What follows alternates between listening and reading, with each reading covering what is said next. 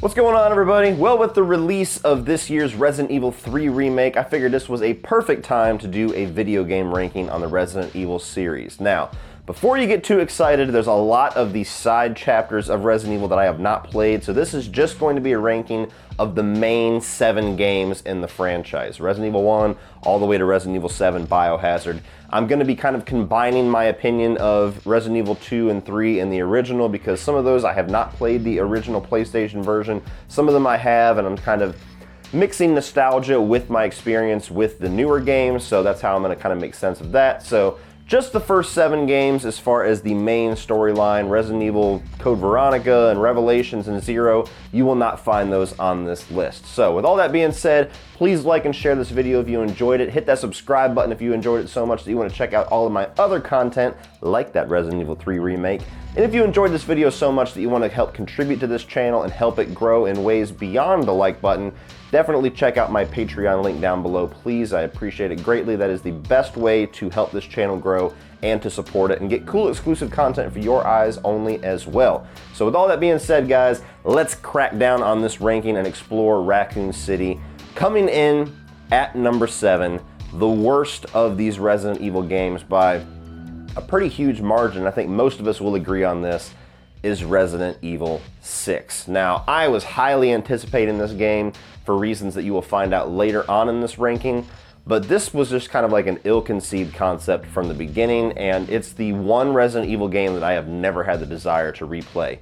And there's reasons for that as well. So you kind of have this game that's split into multiple storylines, which most of the Resident Evil games have, only they usually have 2 perspectives of the same storyline, the same tone.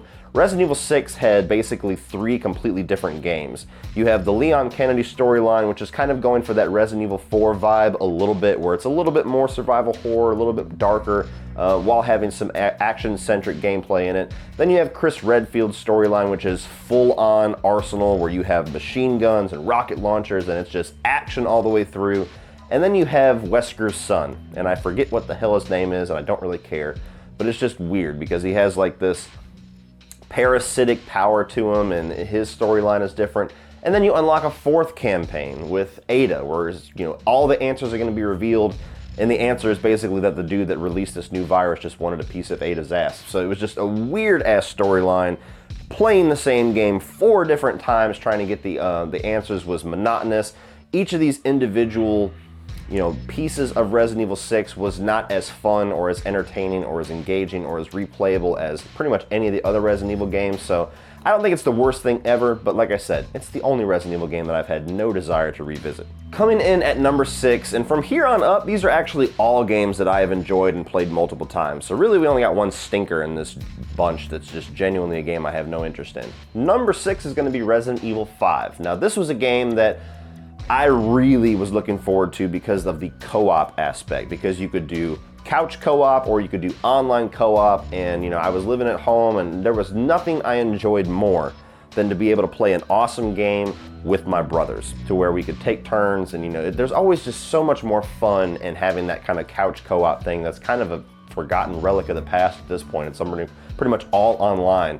That was the biggest thing that drew me in, and that's the biggest thing that I'll celebrate about Resident Evil 5. Now, Resident Evil 5 takes what was great about Resident Evil 4 and pushes it more into a over-the-top, action-centric side, where you take control of Chris Redfield, who's got like the most over-the-top muscles in the world, and this new character, I believe her name was Shiva, which she was forgotten pretty quickly after this game. And it's basically like the final push against Albert Wesker. You get the really cool thing with like Jill Valentine having the parasite on her chest. There's some really cool things about the characters and some prizes along the way, and the final battle with Albert was pretty epic, but this is not the most memorable game in the Resident Evil franchise for more reasons than one, and I think that the continuing push towards action is what eventually led to Capcom saying, okay, we need to go back to the drawing board after they did Resident Evil 5 and Resident Evil 6. Number 5 for me might be controversial, is Resident Evil 3 Nemesis. So like I said, this is taking my little bit of experience with what actually was the GameCube port of the PS1 version. That was the only version of that game I ever played, and this recent remake that I just reviewed 2 days ago. So Resident Evil 3 Nemesis is a very short game, no matter which one you play. It's a much more action-centric game, and it's very much kind of Nemesis is the star, and he is the big thing that's added into this big looming threat that just pops in here and there. And while I enjoyed it for the most part in the GameCube port, it was never my favorite even back then. With this new remake, there's certainly a lot of things that I enjoyed about it. It carried forward a lot of the things that I liked about the Resident Evil 2 remake as far as the engine and the gameplay and the graphics. And it's a fun game, but it is so short and so light on content for a $60 package, and I don't even give a shit about this Resident Evil Resistance thing, that it's never going to be my favorite in the franchise for that reason alone. It's got some cool things about it. Nemesis is certainly probably the most iconic villain in the Resident Evil franchise, both movies and video games, so there's that. Jill Valentine's definitely a badass character, and she's a fan favorite. And there's a lot of things there's a lot of fun to be had with this game, but it just doesn't have enough meat on its bones for me to revisit constantly or to make it to the top of this list. Number 4 for me is by far the scariest game experience that I have ever had in my life, and that is Resident Evil 7 Biohazard. Now this game has its fans and its detractors. For me personally, I played the entire game multiple times actually with the PSVR, and if you do not have the PSVR to play this in, I can understand why this game would feel weird and different and not exactly like a Resident Evil game. And even with the PSVR, it doesn't exactly feel like a Resident Evil game because it's very unique. It's got different characters, a different approach, the first person thing, so I get it.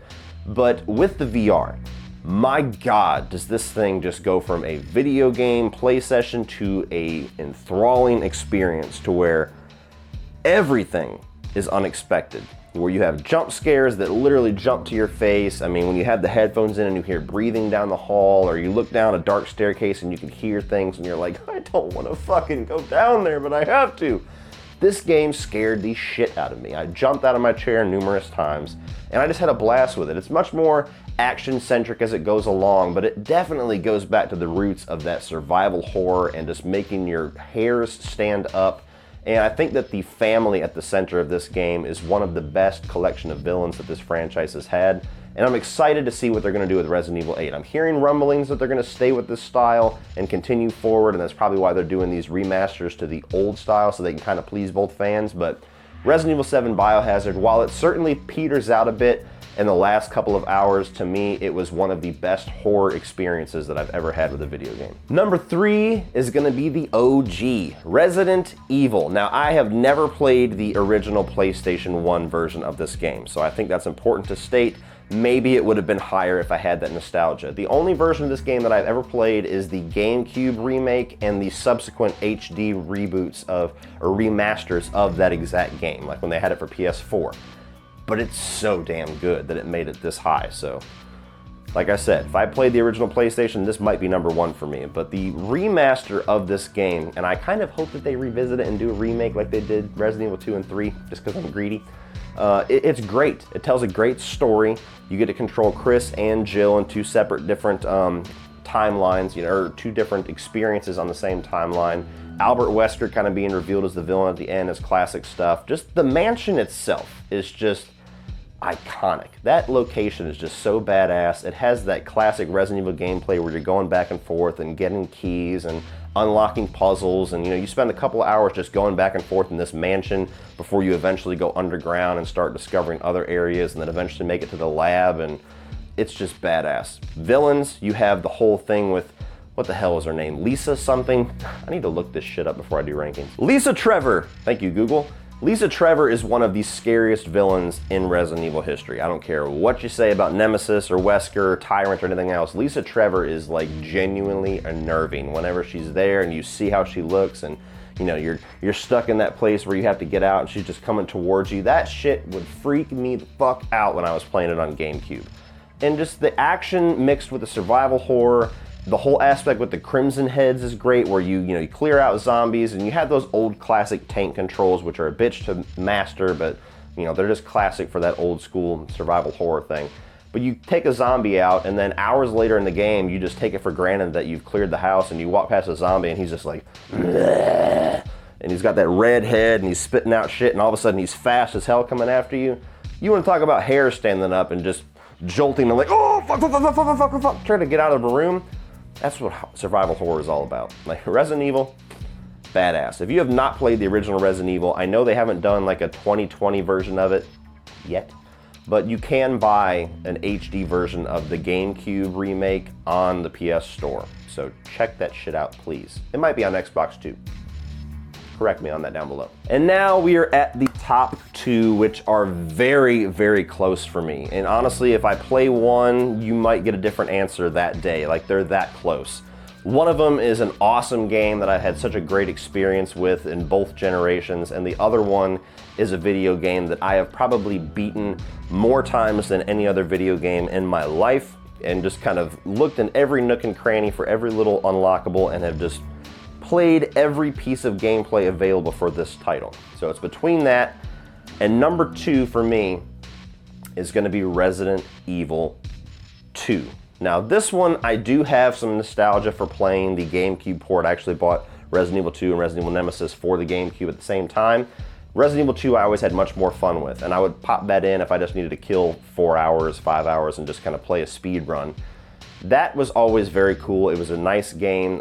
It had the downgraded graphics of the original PS1, so it was weird to go from the Resident Evil remake for GameCube to Resident Evil 2 and 3, but even with the old aged graphics, I still had a lot of fun with the storyline and the locations and, you know, the different characters and enemies of Resident Evil 2. Now you add in this remake from last year, and that probably took Resident Evil 2 from like maybe 6 all the way up to 2, because that is a badass game. That was probably my favorite, if not second favorite of last year. And that remake is just what you want from a survival horror game, what you want from a Resident Evil game, the new mechanics, the new engine, taking that old classic, you know, location and gameplay and storyline of Resident Evil 2 and just slapping a 2019 game over the top of it. It was brilliant. It was a fucking perfect Resident Evil game. And I have enjoyed playing that one over and over again to the point where I haven't quite got all the trophies yet, but even today, after playing Resident Evil 3 and kind of getting bored with that one, I would happily pop in Resident Evil 2 just to revisit that one. But number one for me is Resident Evil 4. Now, I do prefer the more horror-centric survival horror classic versions of Resident Evil, like Resident Evil 2 and Resident Evil 3, but the more action-centric while having a good mix of horror for Resident Evil 4, added in with the fact that this was actually my first Resident Evil game that I had ever played. This was my introduction to the series. I have always loved this game. If I was going to do like a top 5 video games of all time, easily it would be on that list. It would probably easily be in my top 3 because I have beat Resident Evil 4 so many times. It got to a point where, you know, you first beat it the first couple of times and you unlock the Chicago typewriter and you unlock the unlimited ammo of the rocket launcher, and I could blow through an entire storyline of Resident Evil 4 in a few hours. So it was just something where I'm like, I got a few hours to kill, I'll just play through Resident Evil 4 again. Every single remaster that they have done as far as like a port, bringing it to like PS3 and Xbox and bringing it over to PS4, I have bought it every single damn time, even on PS2 I think. So I bought this game like 4 times.